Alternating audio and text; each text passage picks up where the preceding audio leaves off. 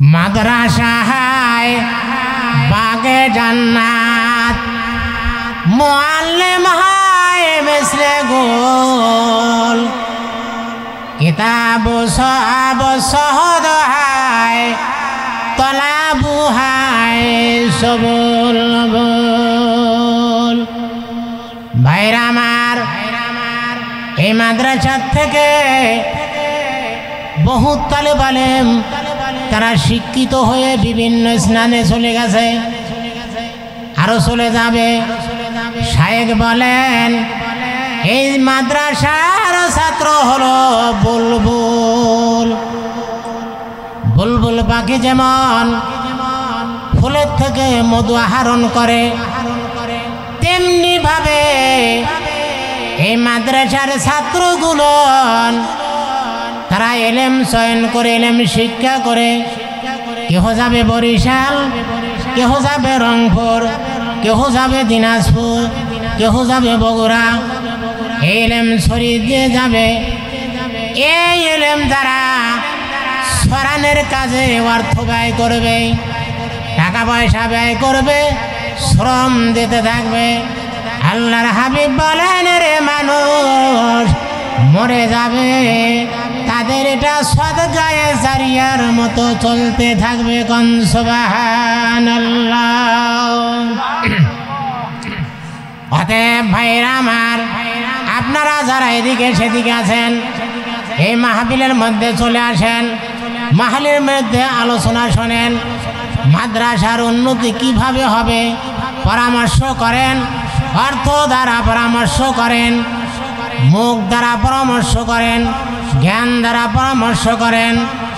এই মাদ্রাসার ছাত্র কোরআন পড়বে, পড়নেওয়ালার যে সওয়াব, শুননেওয়ালার সওয়াব আল্লাহ রাব্বুল আলামিন তার আমলনামার মধ্যে দিয়ে দিবেন।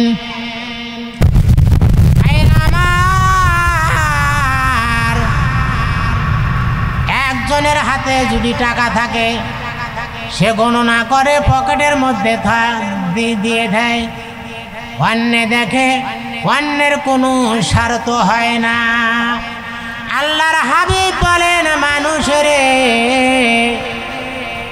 একজন যদি কোরআন পড়ে, যদি কেহ মনোনিবেশ করে, শরৎ শ্রবণ করতে থাকে, আল্লাহর হাবিব বলেন মানুষ যে পড়বে তার যে সওয়াব হবে, যেই কোরআন তেলাওয়াত শুনতে থাকবে তার আমলনামার মধ্যে অনুরূপ সওয়াব হইতে থাকবে। কোন সুবহানাল্লাহ। তার অভ্যাস অনুসারে তিনি ঘরে ফিরলেন। ঘরে ফেরার পর হযরত আয়েশা সিদ্দিকা রাদিয়াল্লাহু তাআলা আনহু তিনি রাসূলকে দেখে দাঁড়িয়ে গেলেন।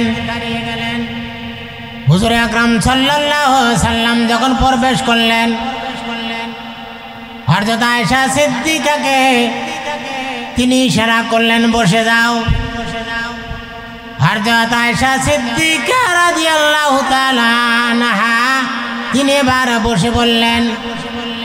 জনাবে মুহাম্মদুর রাসূলুল্লাহ সাল্লাল্লাহু আলাইহি সাল্লাম তিনি শুয়ে পড়লেন। শোয়ার পর হযরত আয়েশা সিদ্দিকা রাদিয়াল্লাহু তাআলা আনহা এবার হুজুর আকরাম সাল্লাল্লাহু আলাইহি ওয়াসাল্লামের দাড়িগুলো হাসতাইতেছিলেন। হাসতাইতে হাসতাইতে তিনি দেখলেন তার দাড়ি মোবারক পেকে গেছে। হযরত আয়েশা সিদ্দিকা রাদিয়াল্লাহু তাআলা আনহা এবার দাড়িগুলো গণনা করতে শুরু করলেন। একটি গণনা করলেন, দুইটি গণনা করলেন। এরকম ভাবে তিনি দেখলেন তার 19টি দাড়ি মোবারক পেকে গেছে। হযরত আয়েশা সিদ্দিকা রাদিয়াল্লাহু তাআলা আনহা দাড়িগুলো পাকা দেখে তার মৌতের চিন্তা এসে গেল। তিনি মনে মনে ভাবতে থাকলেন,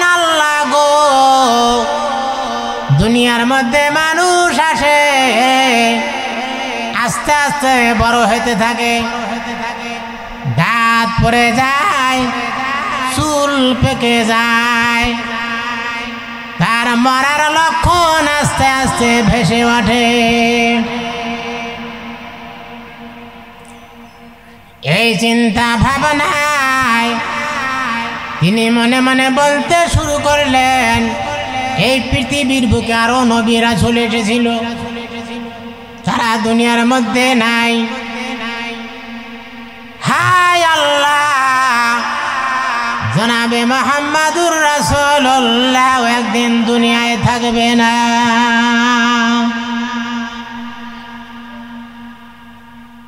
হযরত আয়েশা সিদ্দিকার মনের ভিতরে এক ভাব সৃষ্টি হয়ে গেল। তিনি ক্রন্দন শুরু করে দিলেন।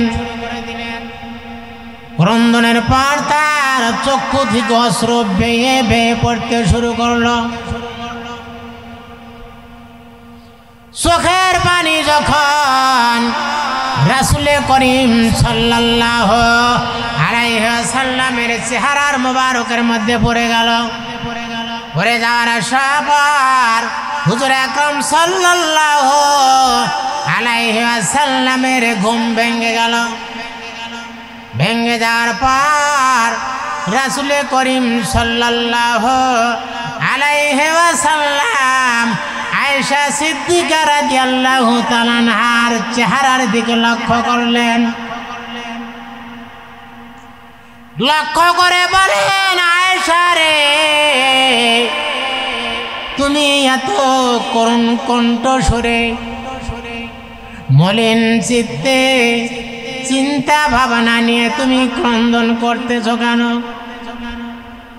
আয়েশা বলে, নবী গো, এই দুনিয়ার মধ্যে মানুষ আস্তে আস্তে চলে যাচ্ছে, আপনিও তো চলে যাবেন। আল্লাহর হাবিব, আমি একটি প্রশ্ন করতেছি। আল্লাহর হাবিব বললেন, আয়েশা রে, একটি নয়, দুইটি নয়, তোমার মনে যত চাই তুমি প্রশ্ন করতে থাকো। হযরত আয়েশা সিদ্দিকা রাদিয়াল্লাহু তাআলা আনহা বললেন, ইয়া রাসূলুল্লাহ, ইয়া হাবিবাল্লাহ, মানুষ যখন মরে যায় তার কোন সময়টা ভয়ানক কষ্টকর হয়, মুসিবত হয়? রাসূল করিম সাল্লাল্লাহু আলাইহি সাল্লাম তিনি বললেন, হে আয়েশা, মানুষ যখন মরে যায়, রূহ যখন বের হবে, আল্লাহর হুকুমে আল্লাহর তরফ থেকে বিশ্বে জিবরাইল ফেরেশতা আসে। আজরাইল আলাইহিস সালাম তার সঙ্গীদেরকে নিয়ে আসেন। কিছু থাকে রহমতের ফেরেশতা, কিছু থাকে গজবের ফেরেশতা। যদি লোকটা নাফরমান হয়, বেঈমান হয়, তাহলে আল্লাহর গজবের ফেরেশতা তাদের রূহকে বের করার জন্য প্রস্তুতি নেয়। আল্লাহ পাক পবিত্র কালামের মধ্যে বর্ণনা করেছেন, ওয়ান্নাজিআতি গারকা ওয়ান্নাশিতাতি নাশতা। আল্লাহ বলেন, মানুষ যখন বেঈমান কাফের মুশরিকদের জান বের করে নেয়, এক্সাম্পল স্বরূপ আমরা বুঝতে পারি, নদীর গভীর জলের মধ্যে, পুষ্কুনির মধ্যে কোনো জিনিস যদি হারানো যায়, ডুবারুরা সেখানে ডুবে পড়ে। ওই পানির মধ্যে তারা হাসতে হাসতে হারানো জিনিসকে তালাশ করতে থাকে। আল্লাহ রাব্বুল আলামিন তার পবিত্র কালামের মধ্যে বলেন, যখন কোনো মুনাফিক, যখন কোনো কাফের মুশরিক মৃত্যুবরণ করার উপক্রম হয়, গজবের ফেরেশতাগণ তার ভিতরে হাত চালিয়ে দেয়। আমরা জানি মানুষের দেহের মধ্যে রগ রয়েছে, হাত ঢুকে দিয়ে তাদের দেহের অঙ্গগুলোর মধ্যে যে রগ, সেই রগগুলো আস্তে আস্তে পটপট করে কাটতে থাকে, ছিঁড়তে থাকে। রূহ একবার পায়ের দিকে চলে যায়, একবার হাতের দিকে চলে যায়, একবার মাথার দিকে চলে যায়। আল্লাহর গজবের ফেরেশতা উহাকে ধরার জন্য হাসি করতে থাকে, আর সেই রূহ লুকানোর জন্য চেষ্টা করে। এই রূহকে বের করে ফেরেশতাদের হাতে দিয়ে দেন। ফেরেশতাগণ সিজ্জিন নামক স্থানের মধ্যে নিয়ে যান। সিজ্জিনের মধ্যে আরো অন্য অন্য যে মৃত্যুর তালিকা রয়েছে, ওই মৃত্যুর তালিকার মধ্যে তার নামটা লিপিবদ্ধ করে দেন। আর যার দেহ আল্লাহ ভক্ত, রাসূল ভক্ত, ইমানদার, পরহেজগার, মুত্তাকিন, তাদের রূহকে সম্বোধন করেন, হে রূহ, আল্লাহ তোমার প্রতি রাজি রয়েছে, তুমিও আল্লাহর প্রতি রাজি হও, তুমি আস্তে আস্তে বের হয়ে আসো। তখন লা ইলাহা ইল্লাল্লাহু মুহাম্মাদুর রাসূলুল্লাহ। সবাই জিকির করেন, লা ইলাহা ইল্লাল্লাহ, লা ইলাহা ইল্লাল্লাহ, লা ইলাহা ইল্লাল্লাহ, লা ইলাহা।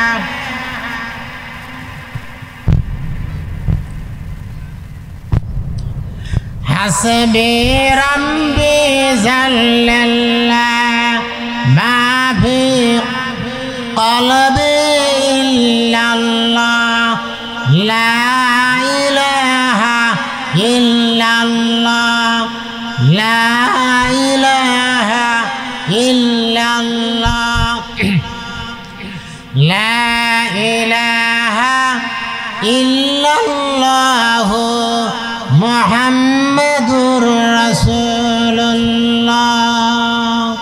সাল্লাল্লাহু আলাইহি ওয়াসাল্লাম। যখন তার রূহ বের করার জন্য চেষ্টা করেন, আল্লাহর কুদরতে তার রূহ বের হয়ে আসে। আল্লাহর সম্মানিত ফেরেশতাগণ তার রূহকে নিয়ে যান, ইল্লিম নামক স্থানে নিয়ে যান। সেখানে নিয়ে তালিকাভুক্ত করেন। সেই তালিকার মধ্যে লেখে আল্লাহর হুকুমে সেই রূহকে আবার দুনিয়ার মধ্যে ছেড়ে দেন। ছেড়ে দেওয়ার পর সেই রূহ আবার জমিনে এসে যায়। জমিনে এসে লক্ষ্য করে আমি যে দেহের থেকে আমি চলে গেছি সেই দেহের দিকে লক্ষ্য করে আর আফসোস করতে থাকে। এই মৃত্যু দেহ যখন ঘর থেকে বের করে তার অলঙ্কারগুলো খুলতে থাকে, তার পরিধানের বস্ত্রগণ যখন খুলতে থাকে তখন এমন কণ্ঠ সুরে কাঁদতে থাকে, কাঁদতে কাঁদতে জার জার হয়ে যায়। এমন ক্রন্দন করতে থাকে। আল্লাহর হাবিব বলেছেন, হে আয়েশা, এই ক্রন্দন যদি পৃথিবীর কোন এক কঠিন হৃদয় ব্যক্তি যদি শ্রবণ করত, সেই ক্রন্দনের ভাব এত মুলাম, এত মনোমুগ্ধকর, এত হৃদয় আশঙ্কাকারী, হৃদয় ফেটে যাওয়ার মতো, অন্তরের অন্তরস্থল থেকে এমন বেদনাদায়ক ক্রন্দন করতে থাকে। আল্লাহর হাবিব বলেন, দুনিয়ার মধ্যে যদি কোনো কঠিন হৃদয় যদি থাকতো, ওই ক্রন্দন যদি শ্রবণ করত, তার দিলটা আস্তে আস্তে যেরকম বরফকে ফ্রিজের থেকে নামিয়ে মাটির মধ্যে রাখা হয়, ওই বরফটা গলে গলে পানির পরিণত হয়ে যায়। এমন কঠিন হৃদয় ব্যক্তি যদি ওই ক্রন্দন শ্রবণ করে, তাহলে তার দিলটা তেমনিভাবে গলতে গলতে পানির মতো পরিণত হয়ে যাবে। তার চক্ষু থেকে অশ্রু বের হতে থাকবে, ক্রন্দন করতে থাকবে, আল্লাহর কাছে দরখাস্ত করবে, ওগো মাবুদ, যে ক্রন্দন করতেছে তার ক্রন্দন নিবারণ করো। আল্লাহ রাব্বুল আলামিন এই ক্রন্দন মানুষ এবং জিনদেরকে শোনার মতো তৌফিক দেন নাই, তাদেরকে এই ক্ষমতা দেন নাই। পৃথিবীর অন্যান্য জান, শিয়াল, কুকুর, বিড়াল এবং অন্যান্য পশুরা শুনতে পারে, কিন্তু মানুষ সেই ক্রন্দনকে শুনতে পারে না। রাসূল বলেছেন, হে আয়েশা, এই ক্রন্দন যদি কেহ শুনতো, দুনিয়ার কাজকর্ম ছেড়ে দিয়ে একমাত্র আল্লাহর হুকুমের মধ্যে নিয়োজিত হয়ে যেত।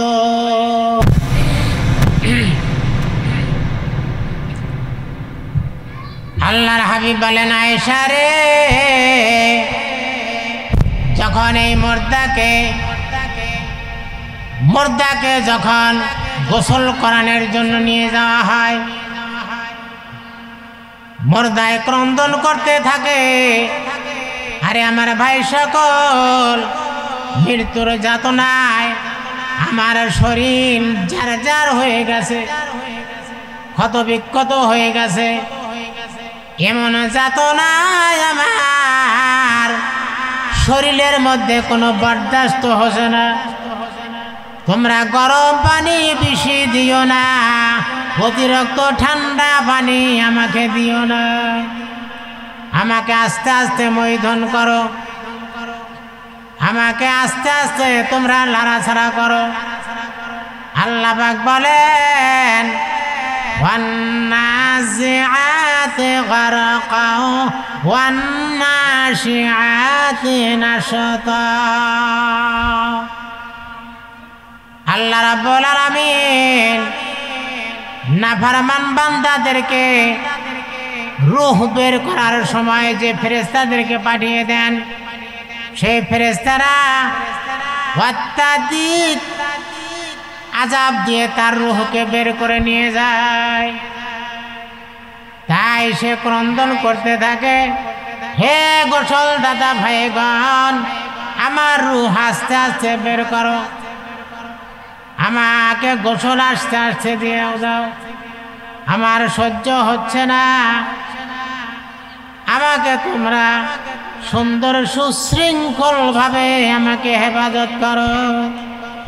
যখন গোসল শেষ হয়ে যায়, কাফন পরাইতে থাকে, সর্বাঙ্গে যখন কাফন পরানো হয়, তখন মৃত্যু ব্যক্তির রূহ ক্রন্দন করতে থাকে, হে আমার কাফন দাতাগণ, তোমরা আমার মুখটা ঢাকার জন্য বিলম্ব করো, একটু অপেক্ষা করো। আমার সন্তান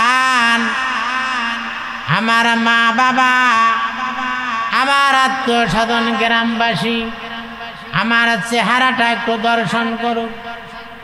আমার চেহারাটা একবার জীবনের মা একবার দেখে নিক। জীবনে আর এই দুনিয়ায় আমার চেহারা তারা কোনোদিন দর্শন করতে পারবে না। এরকম ভাবে সে অনুনয় বিনয় করতে থাকে। যখন সেই লাশটাকে খাটে তোলা হয়, বহনকারীদেরকে বলে, হে আমার বহনকারীগণ, তোমরা আস্তে আস্তে আমাকে বহন করো। আমি আমার মুমিনা। যখন লাশ বহন করতে থাকে, এই লাশটা যদি ইমানদার পরহেজগার মুত্তাকিন আল্লাহওয়ালা হয়,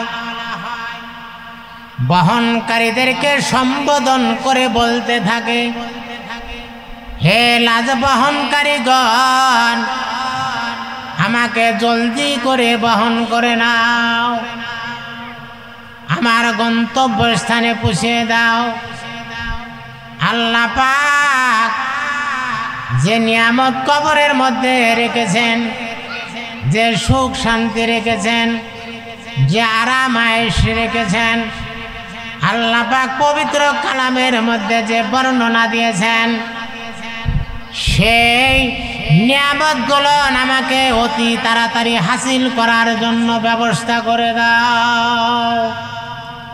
হে আমার বহনকারীগণ, আমাকে জলদি করে সেই আমার গন্তব্য স্থানে নিয়ে যাও। আর যদি লাশ যদি সেই মুনাফিক হয়, যদি সে নাফরমান হয়, তখন সে লাশ বহনকারীদেরকে বলতে থাকে, হে লাশ বহনকারীগণ, আমাকে তোমরা কোথায় নিয়ে যাচ্ছ? আমাকে তোমরা বহন করে নিও না, এমন এক কঠিন জায়গায় নিচ্ছ, সেখানে আমার কষ্ট হবে, আমার মুসিবত হবে, আমার বালা মুসিবত হবে। দুনিয়ার মধ্যে আমি কোরআন হাদিসের বর্ণনা শুনেছি, সেই বর্ণনা অনুসারে মৃত্যুর পর হুপাহুপ আমার সেই ঘটনা ঘটতেছে। ভবিষ্যৎ সামনের দিকে আমার যে অবস্থা বর্ণিত রয়েছে, অনুরূপভাবে আমার উপরে সেই ব্যবস্থা পরিচালিত হবে। বহনকারীগণ, আমাকে তোমরা আস্তে আস্তে বহন করে নিয়ে যাও। অতএব ভাইয়েরা আমার, আমরা সেই কবরের দিকে লক্ষ্য করে আমাদেরকে প্রস্তুতি নিতে হবে। তো যাই হোক, এই মাদ্রাসা আপনাদের দানের দ্বারা এই মাদ্রাসা পরিচালিত হচ্ছে এবং সামনেও পরিচালিত হবে। সেই কবরের দিকে লক্ষ্য করে কিভাবে কবরের মধ্যে শান্তি পাওয়া যাবে, সেদিকে লক্ষ্য করে ইনশাআল্লাহ আপনার এই প্রতিষ্ঠানকে উন্নত করার জন্য চেষ্টা করবেন। এই মাদ্রাসার মধ্যে দান খয়রাত করলে আল্লাহ পাক তাদের দানকে আল্লাহ প্রশস্ত করে দিবেন। হুজুর আকরাম সাল্লাল্লাহু আলাইহি সাল্লাম যখন মেরাজে গিয়েছিলেন, মেরাজে যাওয়ার সময় পথের মধ্যে দেখলেন প্রত্যেক লোক তারা শস্য রোপণ করতেছে, ধান করতেছে, গম করতেছে, বিভিন্ন রকমের ফসল আবাদ করতেছে। তারা জমিনের মধ্যে বীজ দেওয়ার কিছুক্ষণ পরেই সেই বীজ গজিয়ে যায় কিছুক্ষণ পরেই সেটা ধান হয়ে যায়, কিছুক্ষণ পরেই তারা সেই ধানকে কাটতেছে, আবার সেই ধানকে মাড়াই করতেছে, সেটা বস্তার মধ্যে ভরতেছে, সেই বস্তাগুলো নিয়ে গুদামের মধ্যে রাখতেছে। হুজুর আকরাম সাল্লাল্লাহু আলাইহি সাল্লাম তিনি হযরত আজরাইল আলাইহিস সালামকে জিজ্ঞাসা করলেন,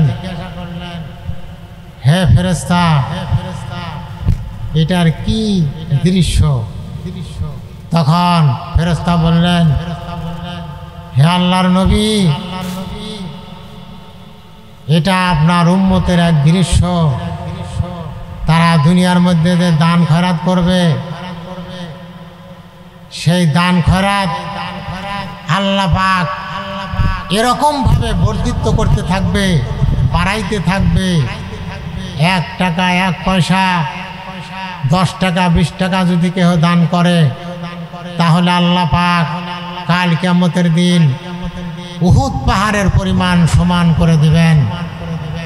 কাল কিয়ামতের দিন সেই ন্যাককে দেখে বলবে যে, হে আল্লাহ, আমি তো এত বড় ন্যাক করি নাই। তখন আল্লাহ পাক বলবেন, হে মানুষ, তোমরা দুনিয়ার মধ্যে কাজকর্ম করতে, কৃষি কাজ করতে, একটা ধান বুনতে 1 সিসার মধ্যে 150টা ধান হইতো। তো আমি আল্লাহর কাছে যে তোমাদের ন্যাক এসেছে, আমি এই ন্যাকগুলো বাড়াইতে বাড়াইতে পাহাড়ের সমান করে দিয়েছি। কোন সুবহানাল্লাহ। তো ইনশাআল্লাহ আজকে প্রথম দিন, আজকেও আপনারা কিছু দান করবেন, আবার আগামী দিনও দান করবেন। দোনো দিনের দানই আপনারা সওয়াব পাবেন। হয়তো মোটা অঙ্ক নয়, আপনারা অল্প অঙ্কে আজকে করলেন, তারপরের দিন কিছু করলেন, আপনাদের সেই দানের তালিকা 2টা তালিকা হয়ে গেল। অতএব ইনশাআল্লাহ আজকে দানের সংখ্যা যেন কম না হয়, আপনাদের কাছে আকুল আবেদন রাখছি।